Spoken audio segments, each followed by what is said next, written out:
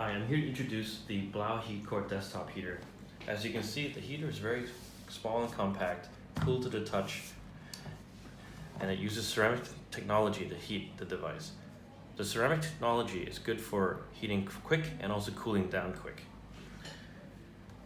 So a brief overview is that this surface is going to be hot when you turn on the device, so be sure not to put your hands on the grill or even the plastic deco plating. The back here is the air intake. Make sure not to cover the heater or else you might cause some damage or even a fire, that's just for safety. So don't block the intake or else your heater will overheat with no air coming through. So from the back you can see there is a main power switch. This tach switch is required by safety, so that as off, the whole device will not turn on. If you turn it on, then the device will be automatically on standby, and you'll have to turn on the power switch at the top here in order to turn on the device. So to start off, let's turn on the power.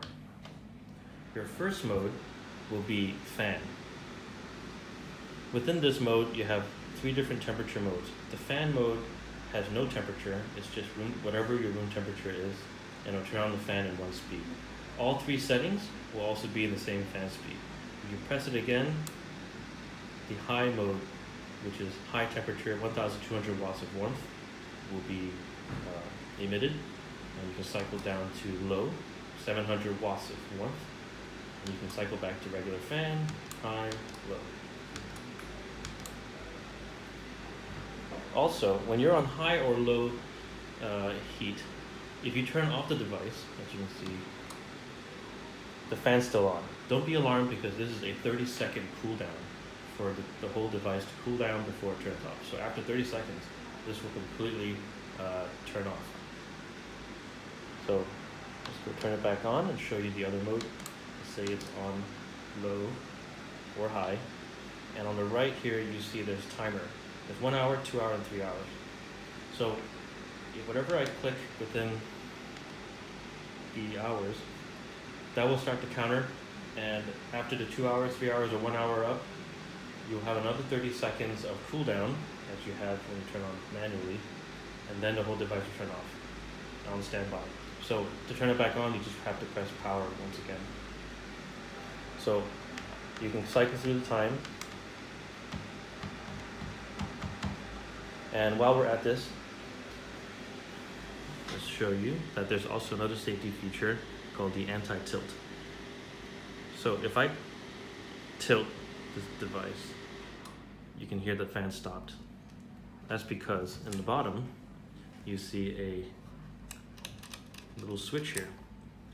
This switch, when released, will turn off the device and put it on standby.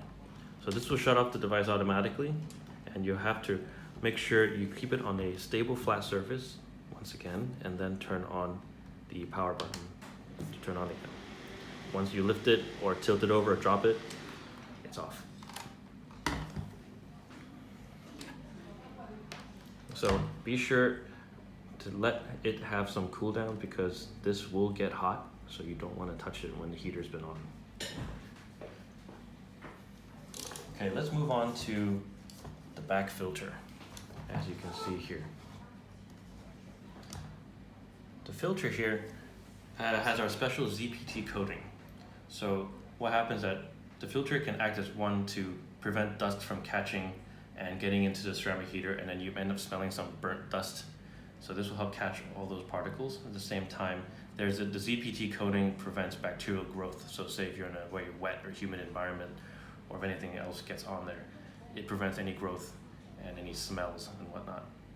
So in order to change this filter or to clean it, simply push down on the tab you see on the top and then let it rock down. As you can see, there are a couple teeth here which will line up at the bottom of this air intake, which help lines you up and then snap it back in place. So you can see the filter here. If it gets too caked up with dust, you can simply vacuum it or just dust it off, or replace it with a whole new one. Do not wash it or soak it in water because that will compromise the ZPT coating on the filter, which gives it that antimicrobial property. So to say if you got a new filter or you cleaned it out, you can simply place it back on your air intake cover. Make sure the teeth line up at the bottom, as you can see here. And then once that's all flushed, just snap it to place. Another neat feature on this is because of that pedestal shape is that you can literally cord wrap around this very quickly around the base, and then you can lift it and take it to wherever you want.